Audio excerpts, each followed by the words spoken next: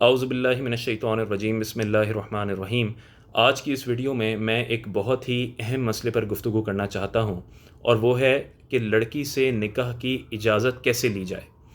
دیکھیں، آپ کو شاید سن کے یہ حیرت ہوگی کہ ہمارے یہاں جس طرح لڑکی کا والد یا بھائی یا کوئی بھی اس کا قریبی رشتہ دار جب اس کا وکیل بنتا ہے تو وہ جس انداز سے اجازت لیتا ہے وہ اجازت صحیح نہیں ہوتی۔ اس کا نتیجہ یہ نکلتا ہے کہ وہ صحیح وکیل نہیں بنتا، وہ قاضی کو صحیح اجازت نہیں دے پاتا، تو قاضی صاحب جو مسجد میں ایجاب و قبول کروا رہے ہوتے ہیں وہ ایک فضول سی بات ہوتی ہے، وہ نکاح فضولی کہلاتا ہے، تو وہ نکاح سنت کے مطابق صحیح نہیں ہوتا۔ وہ علیحدہ بات ہے کہ وہ فضولی نکاح پڑھاتے ہیں اور بعد میں لڑکی رخصت ہو جاتی ہے تو پھر وہ نکاح متحقق ہو جاتا ہے، صحیح ہو جاتا ہے، لیکن یہ نکاح کا صحیح طریقہ نہیں ہے۔ اب دیکھیں لوگ غلطی کیا کرتے ہیں، اور یہ ایک بہت ہی مایوسی کی بات ہے، بہت ہی افسوس کی بات ہے کہ ہم اس چیز کو تو جانتے ہیں کہ جب نکاح کی اجازت لی جا رہی ہے اس دن کو خاص سیلیبریٹ کرتے ہیں، ایک بڑا اسٹائلش سا پین لاتے ہیں اور بڑی سجاوٹ ہوتی ہے، بڑی فوٹوگرافی ہوتی ہے، لیکن یقین جانیے کہ جو وکیل ہوتا ہے اسے اس بات کا پتہ ہی نہیں ہوتا کہ میں نے اجازت لینی کیسے۔ اب دیکھیں لوگ غلطی کیا کرتے ہیں،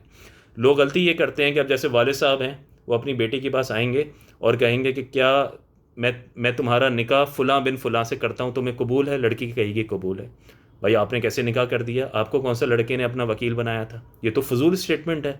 نہ اس کا کوئی شریعت میں اس کی کوئی ویلیڈیٹی ہے، نہ آپ وکیل بنے۔ اس کا صحیح طریقہ یہ ہے کہ جو والد صاحب ہیں یا جو بھی وکیل ہے وہ لڑکی سے کہے کہ کیا تم اس بات کی اجازت دیتی ہو کہ فلاں بن فلاں سے اتنے حق مہر کے عوض تمہارا نکاح کر دیا جائے، اور لڑکی کہے کہ ہاں میں اجازت دیتی ہوں۔ اب یہ صحیح وکالت کی اجازت ہے کہ اب اس سے آپ وکیل بن گئے اور وکیل مطلق بن گئے۔ دیکھیں آپ الفاظ پر غور کریں، اگر آپ نے یہ کہا کہ کیا تم مجھے اجازت دیتی ہو کہ میں تمہارا نکاح فلاں بن فلاں سے کروا دوں، اور لڑکی نے کہا کہ ٹھیک ہے، مجھے آپ کو اجازت ہے، اب یہ جو والد صاحب ہیں انہوں نے اپنے لیے اجازت لی ہے اور اب ان کو نکاح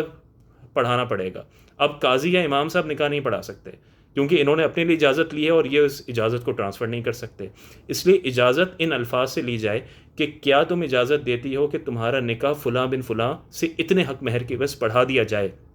اب یہ مطلق اجازت ہے۔ اب یہ ایسی اجازت ہے کہ جس کے بعد والد صاحب جو ہے وہ مسجد میں جا کے یا ہال میں قاضی صاحب کو کہہ سکتے ہیں کہ میں اجازت لے چکا ہوں اور اب آپ جو ہے وہ ان کے بہاف پر نکاح پڑھا سکتے ہیں۔ تو اب دیکھیں یہ کتنا غور طلب نقطہ ہے کہ جب